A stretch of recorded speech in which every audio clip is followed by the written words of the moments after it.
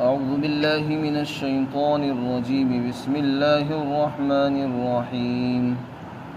وقل الحق من ربكم فمن شاء فليؤمن ومن شاء فليكفر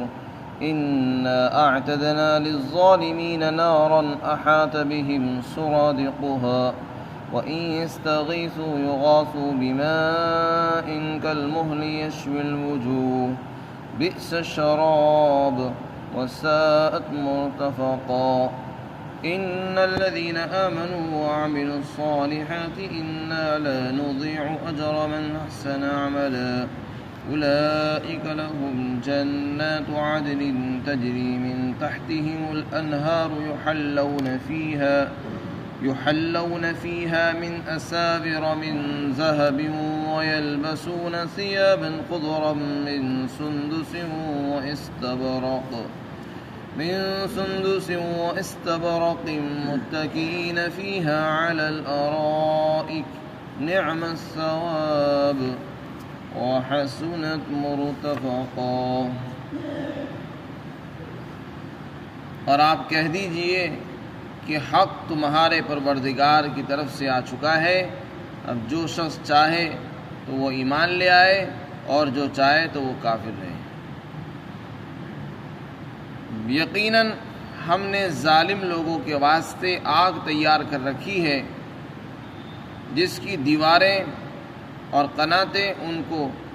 گھیرے میں لے لیں گی، اور اگر وہ فریاد کریں گے تو ان کی فریاد رسی ایسے پانی سے پوری کی جائے گی جو تیل کی تلچھٹ کی طرح ہوگا، جو چہروں کو بھون ڈالے گا، اور وہ بہت بری چیز ہوگی پینے کی، اور بہت بری آرام کی جگہ ہوگی۔ بے شک جو لوگ ایمان لائے اور انہوں نے اچھے اعمال کیے، یقیناً ہم اس کا اجر ضائع نہیں کریں گے جس نے اچھے اعمال کیے ہوں گے، اور ان کے واسطے ہمیشہ رہنے کے باغات ہوں گے جن کے نیچے سے نہریں جاری ہوں گی، اور ان باغات کے اندر ان کو مزین کیا جائے گا سونے کے کنگنوں سے، اور وہ ہرے رنگ کے لباس پہنیں گے جو سندس اور استبرق کے بنے ہوئے ہوں گے، اور وہ جنت کے اندر بلند مسیریوں پر ٹیک لگائے ہوئے ہوں گے، اور وہ بہت ہی اچھا اجر ثواب ہے اور بہت ہی اچھا ٹھکانہ ہوگا۔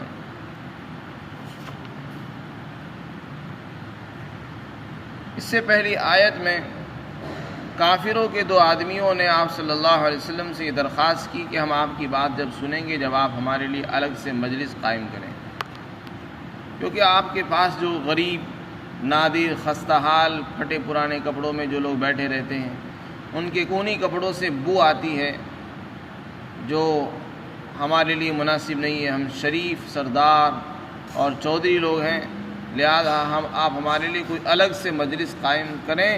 ہم آپ کی بات سنیں گے، مانیں گے، بیٹھیں گے۔ تو اگر ان کے لیے الگ سے مجلس قائم کی جاتی تو اس میں ایک کافر کے لیے اعزاز تھا، اکرام تھا، اور ایک مسلمان کی توہین ہو رہی تھی، اور کافروں کو عزت دی جا رہی تھی جس کی اللہ تعالیٰ نے اجازت نہیں دی، کیونکہ کافر اکرام کے قابل نہیں ہے۔ جس کے پاس ایمان نہیں ہے وہ قابل احترام نہیں ہے، جس کے دل میں ایمان ہے وہ عزت کے قابل ہے، وہ سات زمین اور آسمان سے زیادہ قیمتی اور وزنی ہے، اور وہ اس قابل ہے کہ اس کا اکرام کیا جائے، اس کو سینے سے لگایا جائے، اس کو پلکوں پہ بٹھایا جائے۔ وہ ایک الگ بات ہے کہ ہماری نظروں میں ایک ایمان والے کی قیمت نہیں ہے، ہماری نظروں میں پیسوں کی، مال کی قیمت زیادہ ہے، عہدے اور منصب کی قیمت زیادہ ہے، لیکن اللہ کی نظر میں ایمان کی قیمت زیادہ ہے۔ اسی لیے اللہ تعالیٰ نے ان کی درخواست کو ماننے سے منع فرما دیا، اور یہ کہا کہ نہیں، آپ غریب لوگوں کے ساتھ رہیں جن کے پاس ایمان ہے، جو صبح شام اپنے رب کو پکارتے ہیں، اور جو صرف اللہ کی رضا چاہتے ہیں، انہیں ان کا کوئی اور مقصد نہیں ہے۔ لہذا آپ دنیاوی زندگی کی زیب و زینت کی خاطر آپ کی نگاہیں ان سے دور نہیں ہونی چاہیے، آپ کو سختی سے منع فرما دیا ہے۔ اور اس کے بعد پھر آپ ہی کے ذریعے سے اعلان فرمایا جا رہا ہے کہ آپ یہ کہہ دو کہ حق بات تمہارے پروردگار کی طرف سے آ چکی ہے۔ جو لوگ آپ سے یہ کہہ رہے ہیں کہ آپ ہمیں الگ سے بٹھائیے، ان سے صاف طور سے کہہ دو کہ حق بات آ چکی ہے تمہارے پروردگار کی طرف سے، حق بات آ چکی ہے۔ حق سے کیا مراد ہے؟ قرآن، اسلام، یہ حق ہے جس کے اندر کوئی شک نہیں ہے۔ اب جس کا جی چاہے ایمان لے آئے، جس کا جی چاہے کافر بنا رہے، کسی پر کوئی زبردستی نہیں ہے، اختیار اللہ کی طرف سے ہے۔ اس کا یہ مطلب نہیں ہے کہ اللہ کی طرف سے نعوذ باللہ اجازت دی جا رہی ہو کافر بننے کی، نہیں، بلکہ یہ تو ایسا ہی ہے جیسے کہ کوئی آدمی اپنے ملازمین سے ڈانٹ کر کہتا ہے کہ جتنا جی چاہے کر لو، پھر آخر میں سزا ملنی ہے۔ تو اسی طریقے سے اللہ تعالیٰ نے فرمایا کہ جس کا جی چاہے مانے، جس کا جی چاہے نہ مانے۔ ہم نے آسمانی کتابوں کے ذریعے سے اور انبیاء اکرام کو بھیج کر حق بات کو بالکل کھول دیا ہے، واضح کر دیا ہے۔ 2 اور 2 4 کی طرح حق بالکل کھل چکا ہے، واضح ہو چکا ہے۔ اس کے باوجود بھی اگر کوئی نہیں مانتا ہے اور بیہودہ سوالات کرتا ہے، بیجا مطالبات کرتا ہے، تو پھر اس کا کوئی اعتبار نہیں ہے۔ جس کو ماننا ہے وہ مان لے، اس کے ماننے میں اس کا اپنا نفع ہے، نہ ماننے میں اس کا اپنا نقصان ہے، ہمارا کوئی نقصان اور نفع نہیں ہے۔ تو ماننے نہ ماننے والوں کا اپنا نفع اور نقصان ہے، لہذا اللہ تعالیٰ نے فرما دیا کہ ہم نے تو اختیار دے دیا ہے۔ اگر کسی کو ماننا ہو تو مانے، حق کھلا ہوا ہے۔ اسلام تو کھلی کتاب ہے، جس کو پڑھنا ہے پڑھے، جس کو ایمان لانا ہے ایمان لائے۔ ایمان میں کوئی زبردستی نہیں ہے، لا اکراہ فی الدین، انا اعتدنا للظالمین۔ پھر آگے دھمکی بھی بیان فرمائی کہ دیکھو یہ دنیا میں اختیار ضرور ہے، اس کا یہ مطلب نہیں کہ کافر بننے کی اجازت دی جا رہی ہے، نہیں، بلکہ اختیار دیا جا رہا ہے کہ تم اپنی مرضی سے جس کو چاہو انتخاب کر لو۔ اپنی ہلاکت اور بربادی چاہتے ہو تو کفر کو اختیار کرو، اور اپنی نجات چاہتے ہو تو ایمان پر جمے رہو۔ پھر آگے کافروں کی سزا بیان فرمائی کہ جو آدمی حق واضح ہونے کے باوجود بھی کافر بنا رہے گا تو ہم نے ایسے ظالم لوگوں کے واسطے جہنم کی آگ تیار کر رکھی ہے۔ تو اگر اللہ کی طرف سے کفر کی اجازت ہوتی نعوذ باللہ تو پھر سزا کیوں بیان کی جاتی؟ تو سزا کا بیان کرنا یہ اس بات کو بتا رہا ہے کہ کفر کی اجازت نہیں ہے، بلکہ اس میں دھمکی ہے کہ تمہارے پاس نبی بھی آ چکے ہیں، قرآن بھی آ چکا ہے، پھر بھی تم اس طرح کی بیجا باتیں کر رہے ہو کہ ان کو ہٹا دو، ان کو دور کر دو، ہمیں بٹھا لو۔ جس کو ماننا ہے وہ وہاں بھی مان سکتا ہے۔ وہ جہنم کی آگ کیسی ہوگی؟ اللہ تعالیٰ فرماتے ہیں اس کی دیواریں اور قناتیں جو ہے کافروں کو گھیرے میں لیے ہوئے ہوں گی۔ جہنم کے بارے میں حدیث شریف میں آتا ہے کہ اس کی 4 دیواریں ہوں گی، اور ہر دیوار کا عرض اور چوڑائی اتنی بڑی ہے کہ آدمی چلنے والا 40 سال کی مسافت کے اندر اس کی مسافت کو طے کرے گا۔ بعض مفسرین سے منقول ہے کہ وہاں کی دیواریں آگ کی ہوں گی، اور وہ اتنی سخت ہوں گی کہ وہ جہنمی باہر نہیں نکل سکیں گے، اور ان کے لیے کوئی نکلنے کی کوئی راستہ، کوئی جگہ نہیں ہوگی۔ فرمایا احاط بہم سرادقها، اور اس کی قناتیں، اس کی دیواریں ان کو گھیرے ہوئے ہوں گی۔ جہنمیوں کو ایک تو آگ کا عذاب دیا جائے گا، اور دوسرے ان کو وہاں پیاس بہت لگے گی، اور جب وہ پانی مانگیں گے، پانی کے لیے فریاد کریں گے، پکاریں گے، گڑ گڑائیں گے، تو اولن تو ان کو کوئی شفاف صاف ستھرا پانی نہیں ملے گا، اور اگر ملے گا بھی تو تیل کی تلچھٹ کی طرح انتہائی بدبودار اور بیکار پانی، لہو اور پیپ ان کو ملے گا، اور وہ اتنا گرم ہوگا، کھولتا ہوا ہوگا کہ وہ چہرے کے جب قریب اس کو کریں گے تو چہرے کو بھون ڈالے گا، اس کی کھال کو بھون دے گا، اور جب وہ پانی کو اندر اتاریں گے تو اندر کی آنتوں کو کاٹ دے گا۔ اور کھانے کے لیے ان کو زقوم کا درخت دیا جائے گا۔ زقوم کا جو ذکر ہے سورہ صافات میں اور دوسری جگہ پر آیا ہے، ایک درخت ہے انتہائی بدبودار اور انتہائی کڑوا ہوگا، جس کو وہ کھائیں گے۔ بئس الشراب، پھر آگے فرمایا یہ پینے کی بہت بری چیز ہوگی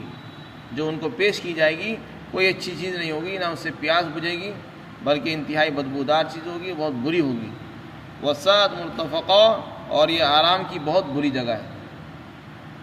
جہنم کے بارے میں فرمایا کہ وہ آرام کی بری جگہ ہے۔ اب سوال یہ ہے کہ جہنم تو آرام کی جگہ ہے ہی نہیں، تو اس کو آرام کی بری جگہ کیوں کہا جا رہا ہے؟ تو یہ مشاکلت کے تحکم کے طور پر ہے، یعنی جیسے انہوں نے دنیا کے آرام کو آرام سمجھا اور اللہ کے احکامات کے سامنے دنیا کے آرام کی فکر زیادہ کی اور اللہ کے احکامات کی طرف سے غافل بنے رہے اور اللہ کی طرف دھیان نہیں دیا انہوں نے، تو دنیا کے آرام کو انہوں نے آرام سمجھ لیا اور یہ سمجھتے رہے کہ اب ہمیشہ ہم اسی طرح آرام سے رہیں گے، تو ان کے لیے جہنم کے عذاب کو آرام سے تعبیر کیا جا رہا ہے۔ حقیقت میں وہ آرام نہیں ہوگا بلکہ وہ تو عذاب ہوگا، لیکن وہ بری جگہ ہوگی۔ اس کے بارے میں فرمایا کہ بہت بری شراب، بہت برا پانی ان کو دیا جائے گا پینے کو، اور برا ٹھکانہ ان کا ہوگا۔ پھر آگے ایمان والوں کے بارے میں فرمایا کہ جو لوگ ایمان لائے ہوں گے، اچھے اعمال جنہوں نے کیے ہیں، نیک اعمال جنہوں نے کیے ہیں، ان کا عمل ہم ضائع نہیں کریں گے۔ کسی کا کوئی اجر و ثواب ضائع نہیں کیا جائے گا جس نے کوئی اچھا عمل کیا ہوگا۔ آگے فرمایا کہ ان کے لیے باغات ہیں، ایمان والوں کے لیے ہمیشہ رہنے کے باغات ہوں گے، ایسے باغات جو کبھی ان سے نہیں چھینے جائیں گے، نہ ان کو وہاں سے نکالا جائے گا، بلکہ وہ ہمیشہ انہی میں رہیں گے اور ان کے نیچے سے نہریں بہہ رہی ہوں گی۔ جنتیوں کے متعلق آگے ارشاد فرمایا کہ جنتی لوگوں کو جنت کے اندر زیور پہنائے جائیں گے اور ان کو مزین کیا جائے گا، سنوارا جائے گا، سونے کے کنگن ان کو پہنائے جائیں گے بطور زیور کے، اور لباس ان کو ہرے رنگ کا لباس، ہرے ریشمی لباس ان کو پہنائے جائیں گے مردوں کو، جو سندس اور استبرق کے ریشم کے بنے ہوئے ہوں گے، اور وہ جنت کے اندر بلند مسیریوں پر ٹیک لگائے ہوئے ہوں گے۔ یہاں تین چیزیں اللہ تعالیٰ نے ارشاد فرمائی، ایک تو ان کو سونے کے کنگن پہنائے جائیں گے، اور دوسرے ہرے رنگ کے لباس اور کپڑے پہنائے جائیں گے جو ریشم کے بنے ہوئے ہوں گے،